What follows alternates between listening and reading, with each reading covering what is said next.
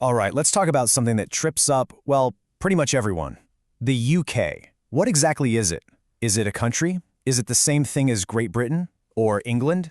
It's a bit of a geographical puzzle, for sure. But don't worry, we're going to untangle it all piece by piece. So yeah, you've heard it all, right? The UK, Great Britain, England, people throw these names around like they're all the same thing, and honestly, it can feel like you need a special decoder ring to figure it out. But here's the good news. The solution is actually way simpler than you think. And trust me, by the time we're done here, you'll be the one explaining it to your friends. Okay, so here's the big secret, the main idea you need to get your head around. The United Kingdom isn't just one country. It's more like a country made of other countries. Think of it like a team, a union of four. And here they are, the members of the team. You've got England, Scotland, Wales, and Northern Ireland. Now, each one of these is a country in its own right, with its own amazing history, its own culture, its own identity. But they've all come together to form this one political union, the UK. All right, you ready? Let's get to the main event, the #1 source of all the confusion, UK versus Great Britain. I'm telling you, they are not the same thing. And the key to understanding why? Well, it's all about looking at a map. So let's start with Great Britain. For just a minute, I want you to completely forget about politics, flags, governments, all of it. Just picture the land itself. Great Britain is just that. It's a geographical name for the big island. You know, the one that has England, Scotland, and Wales on it. It's a landmass, pure and simple. Not a country, an island. Okay, so this is where it all clicks into place. The United Kingdom is the political entity. And the formula is super simple.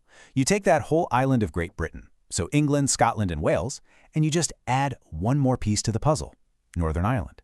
That's it. That's the difference. Great Britain is the island. The United Kingdom is the political state that includes that island plus Northern Ireland. You know, the funny thing is, the answer has been hiding in plain sight this whole time. Just look at the country's full official name, the United Kingdom of Great Britain and Northern Ireland. See?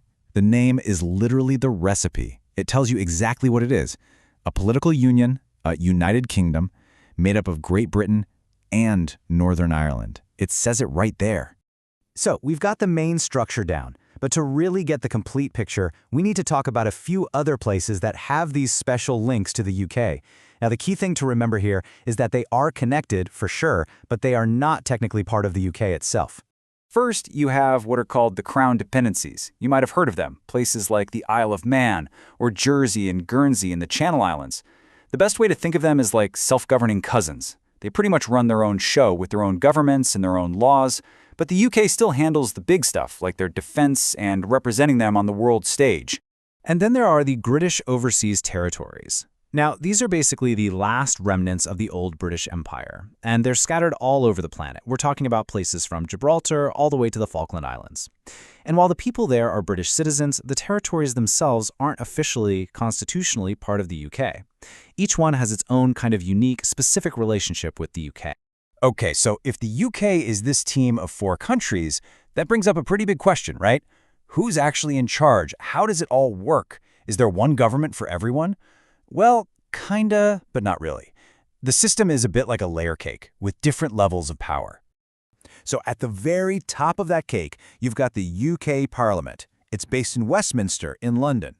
And this is the government that makes the big decisions for the entire United Kingdom. We're talking about things that affect everyone, like the military or relationships with other countries. But, and this is a big but, that's not the whole story. Because Scotland, Wales, and Northern Ireland also have their own governments. They have their own parliaments that have something called devolved powers.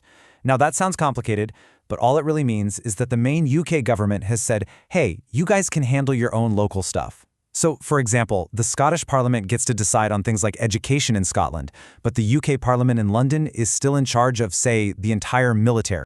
Look, if all of this is still swimming around in your head, just remember this one thing. If you take away anything from our chat today, let it be this.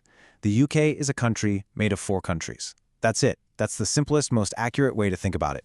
And hey, if you ever find yourself getting confused again, just remember the cheat code.